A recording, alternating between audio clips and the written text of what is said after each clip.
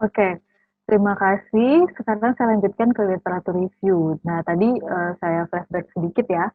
Tadi kan kita sudah kita sudah tahu bagaimana cara menentukan teori secara umum dari penentuan topik, judul, dan juga fokus atau tujuan penelitian kita. Nah, ini mungkin hanya barulah gambaran umum, inti-inti teori kita. Tapi pada perkembangannya nanti, misalkan setelah kita cari teori ini pasti nanti akan bercabang kemana-mana atau ketika seiring perkembangan penelitian kita, perjalanan penelitian kita, maka tentu teorinya bisa jadi bertambah atau bisa jadi berkurang. Tapi ya secara umum kalau misalkan topiknya seperti ini, judulnya seperti ini, maka beginilah cara kita menentukan teorinya. Nah, ketika kita sudah mendapatkan teori, kemudian tentu kita harus mencari teori ini di mana dan bagaimana, ya kan?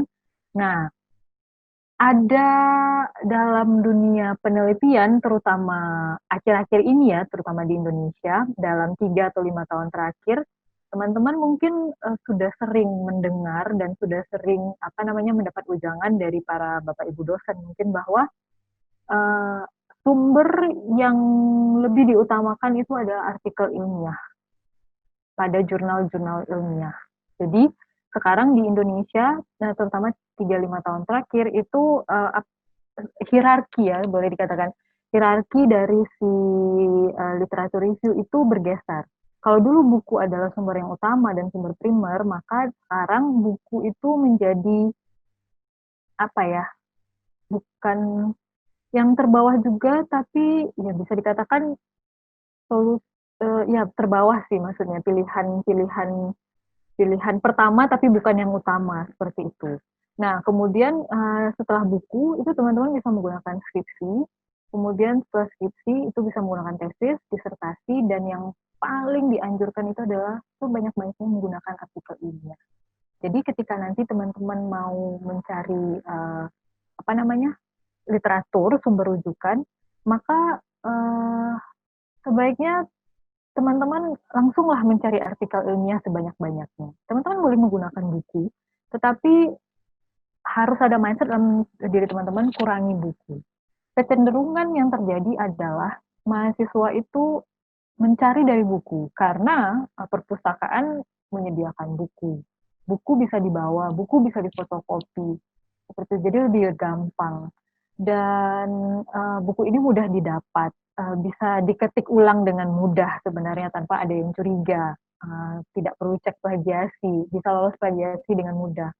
Tetapi ketika dia mengajukan kepada dosennya, disuruh dikembalikan dan disuruh memperbanyak dengan artikel. Jadi lebih baik dari awal mulai teman-teman langsung saja mindsetnya, pikirannya itu carilah artikel ilmiah sebanyak-banyaknya. Nah, skripsi, tesis, dan disertasi ini sebenarnya intinya adalah penelitian-penelitian. Jadi teman-teman mau nyari dari skripsi, tesis, dan disertasi di tempat teman-teman sendiri atau dari kampus lain itu bisa saja. Yang penting rujukannya jelas gitu. Jadi yang sekarang ini di Indonesia yang diutamakan itu adalah hasil-hasil penelitian karena memang sekarang ini kan uh, Kemendikti ya terutama itu kan sangat berfokus pada bidang-bidang terapan, kemudian penelitian-penelitian yang bersifat aplikatif, terapan, dan juga pengembangan. Jadi kalau bisa sumber-sumber rujukan itu adalah berdasarkan hasil-hasil penelitian sebelumnya atau juga artikel-artikel ilmiah yang diambil dari jurnal-jurnal ilmiah. Intinya sebenarnya adalah sumber rujukan itu harus terpercaya. Walaupun misalnya teman-teman ambil artikel ilmiah dari jurnal, tapi kalau misalnya artikelnya itu abal-abal, itu tetap juga minus jadinya. Gitu. Kemudian sumbernya minimal 5 tahun terakhir, maksimal banget itu 10 tahun terakhir. Ada beberapa dosen yang bahkan sudah tidak mau menerima 10 tahun terakhir, dia hanya mau menerima 5 tahun terakhir seperti itu. Nah, kadang-kadang ada juga kasus di mana ketika misalkan kita memilih topik dan judul, itu sumbernya itu tidak ada di 5-10 tahun terakhir. Sumbernya itu di tahun 80, sumbernya itu di tahun 70, sumbernya itu di tahun 60. Karena memang itu adalah sumber yang paling utama, sumber primer.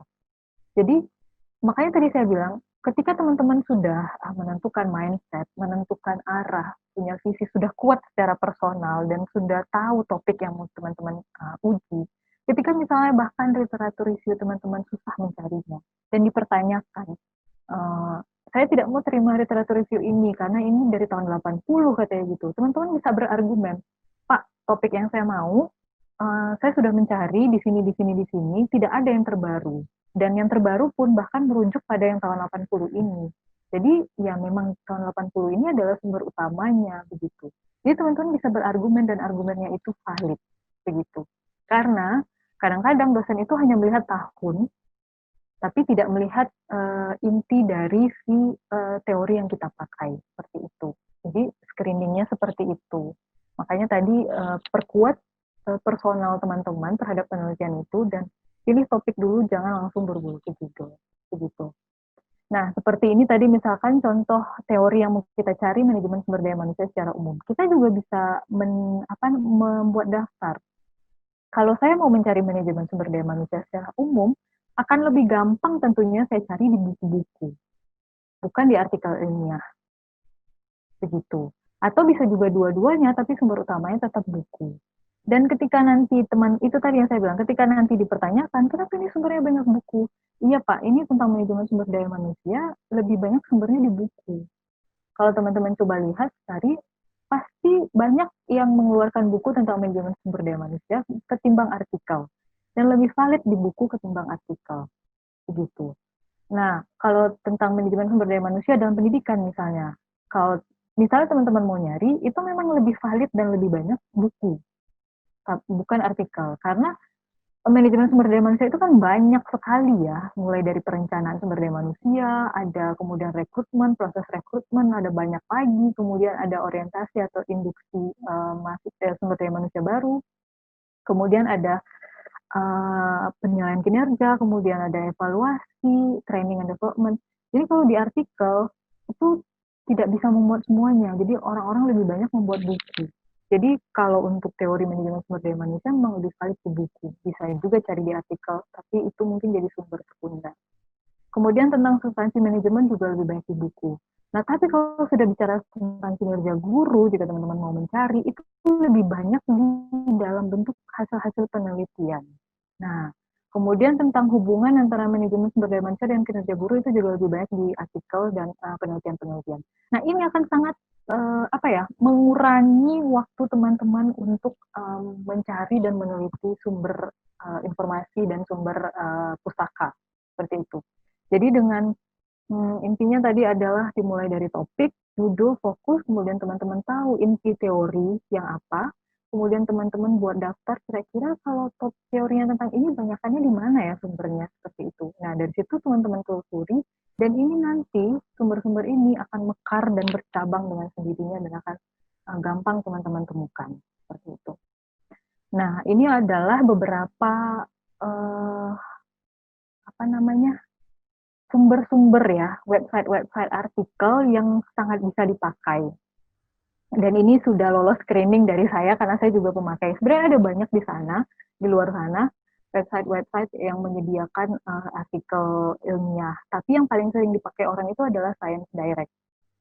Kemudian ada Sage, kemudian ada Emerald, dan kemudian ada Taylor and Francis. Ini keempat ini menurut saya dibanding yang lain-lainnya, ini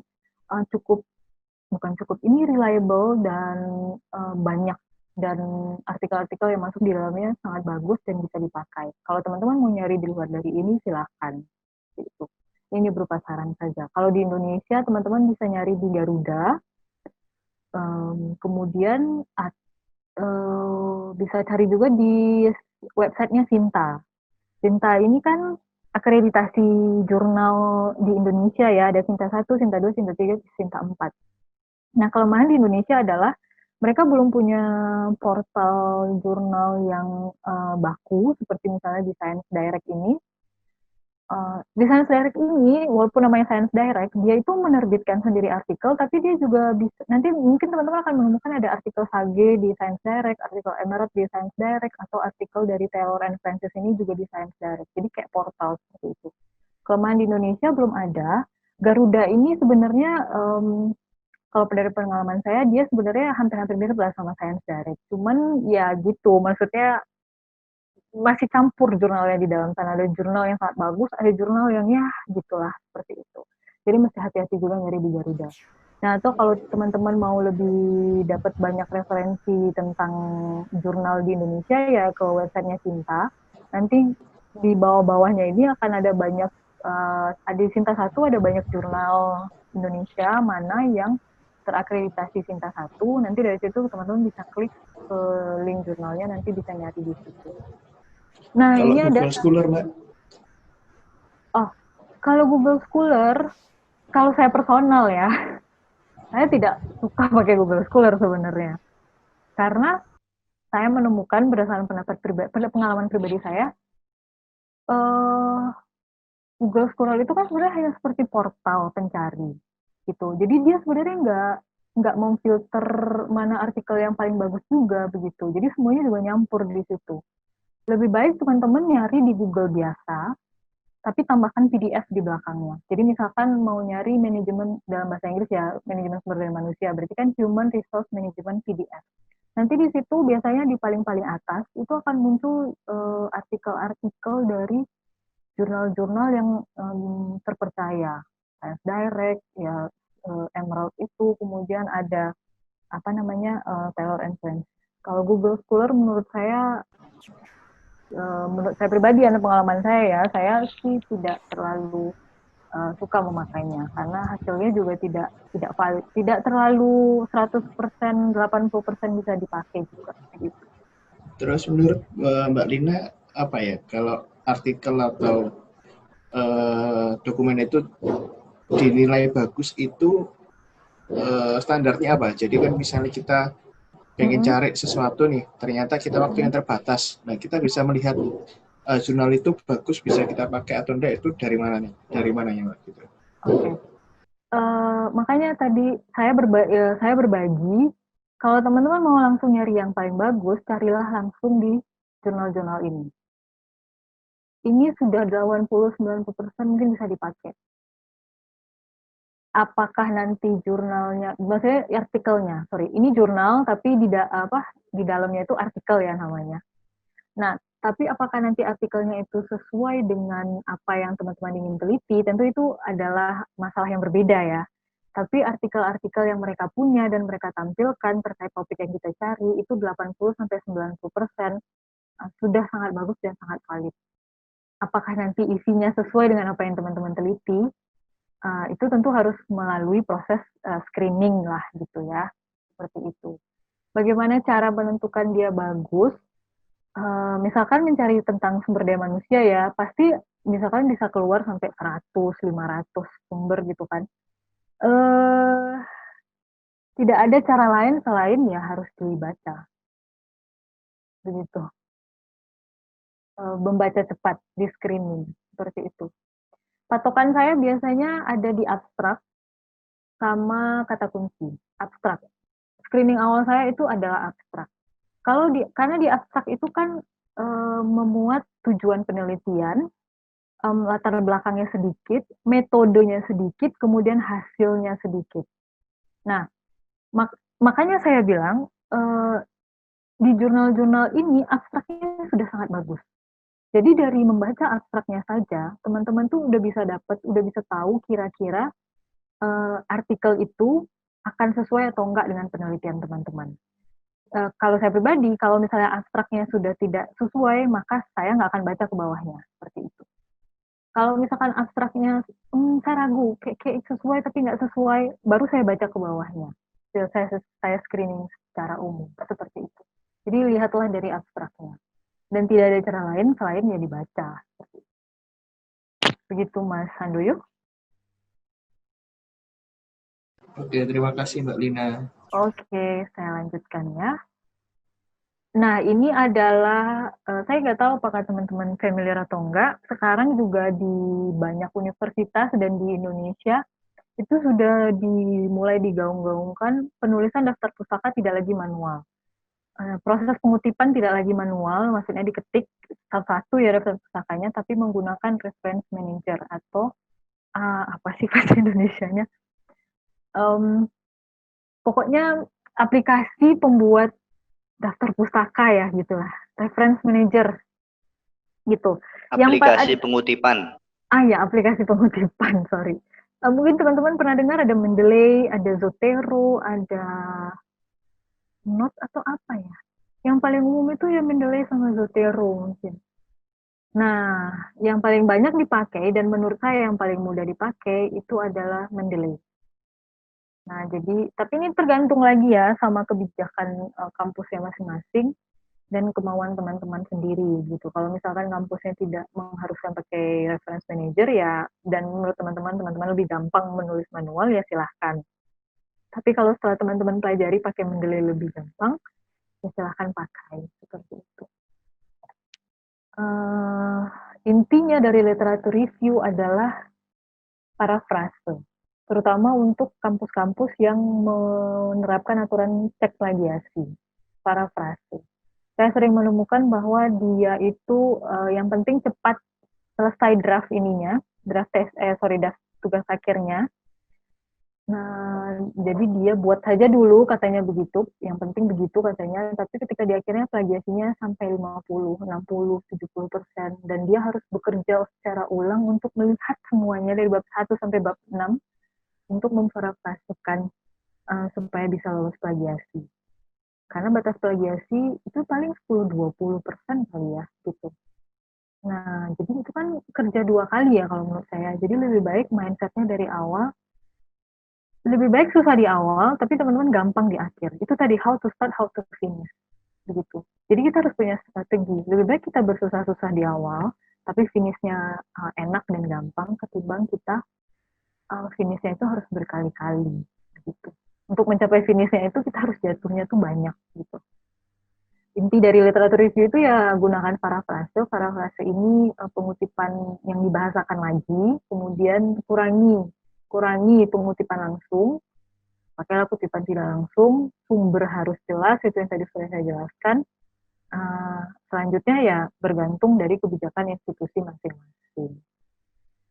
Menulis latar belakang. Tadi kita sudah tahu topik kita sudah tentukan judul kita sudah tahu gambaran fokus kita apa, tujuan penelitian kita apa yang kita teliti, kemudian kita sudah dapat teori-teori yang kira-kira harus kita cari, maka barulah kita bisa melangkah ke latar belakang. Latar belakang ini saya merumuskannya dalam 5 poin saja, menurut saya ya, berdasarkan pengalaman saya. Sebenarnya hanya 5 ini yang penting di latar belakang. Yang pertama, langkah pertama itu adalah why dan what. Jadi ini kombinasi why dan what. Yang namanya latar belakang tentu kita harus memberitahukan orang-orang atau pembaca kita mengapa kita meneliti hal itu. What-nya kan tadi kita sudah jawab ya di topik dan judul. Nah, kemudian di latar belakang kita tinggal menjelaskan kenapa kita memilih itu. Mengapa? Apa alasannya? Mengapa saya teliti itu? Mengapa itu penting diteliti? Mengapa itu bermanfaat untuk diteliti? Seperti itu. Jadi kombinasi what dan why. Jika teman-teman sudah bisa menjawab what, maka why-nya itu ya tadi yang saya jelaskan lagi. Teman-teman kan sudah punya gambaran, sudah bertanya sendiri duluan kepada diri sendiri, mengapa saya meneliti itu? Mengapa saya harus meneliti itu? Seperti itu. Kemudian where dan who, ya ini kan satu jalur ya. Teman-teman pasti juga harus menjelaskan di mana teman-teman mau meneliti, ya kan? Kemudian siapa yang mau teman-teman teliti? Kalau misalkan di kuali, ya di mananya itu di situs mana, di kasus mana. Kemudian siapa informannya? Kepala sekolah kah, guru kah, gitu. Kalau di kuanti, di mana teman-teman mau menelitinya? Sekabupaten kah, sekecamatan kah, seprovinsi kah, 1 SD kah, 2 SD kah, 3 SD, 5 SMA, atau berapa gitu. Siapa yang mau teman-teman teliti? Guru kah, kepala sekolah kah, siswa kah, seperti itu. Jadi itu sejalur. Kemudian terakhir how. How ini adalah metode penelitian. Tentu di latar belakang harus dijelaskan sedikit metode apa yang kita pakai, sedikit.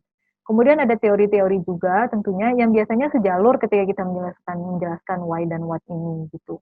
Ada teori-teori sedikit juga, kemudian ada masukan penelitian-penelitian terdahulu supaya pertama itu membuat penelitian kita sendiri valid bahwa memang ini sebenarnya sudah pernah diteliti loh. Jadi ini cukup penting diteliti sebenarnya karena sudah ada banyak sebelumnya. Dan apa yang mau saya teliti ini belum ada diteliti di sebelumnya, di penelitian sebelumnya seperti itu. Nah, Kemudian ketika teman-teman sudah merumuskan ini secara umum, komposisi penulisannya adalah 20% why, karena tentu saja latar belakang itu adalah menjelaskan mengapa ya, jadi tentu porsinya harus lebih banyak sedikit. 20% why, 20% what. Jadi teman-teman juga harus menjelaskan apa yang mau saya teliti itu dengan detail. Gitu. Kemudian 10% where, ya lokasinya disebut saja tapi tidak usah terlalu banyak, karena nanti kan akan diulang lagi di metode penelitian ya, di bab 3 lebih detailnya begitu.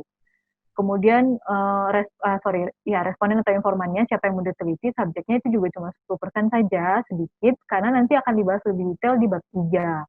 Kemudian metodenya ini 20% ya, walaupun nanti walaupun nanti akan dijelaskan secara spesifik di bab 3, tapi teman-teman juga harus bisa menjelaskan dengan cukup rinci di latar belakang, karena sebenarnya penelitian itu kan intinya 3 ya, why, what, dan how sebenarnya metodenya itu, karena metode itu alat yang akan dibahas di sesi 2.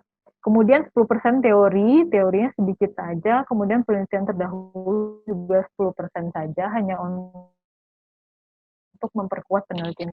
Nah, setelah ini teman-teman kenali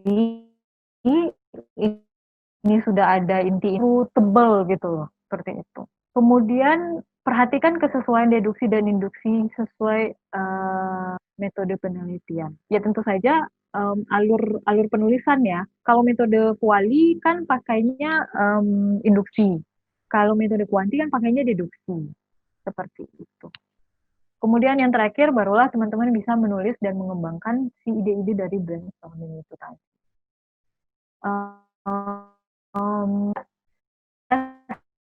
Itu saja untuk tentang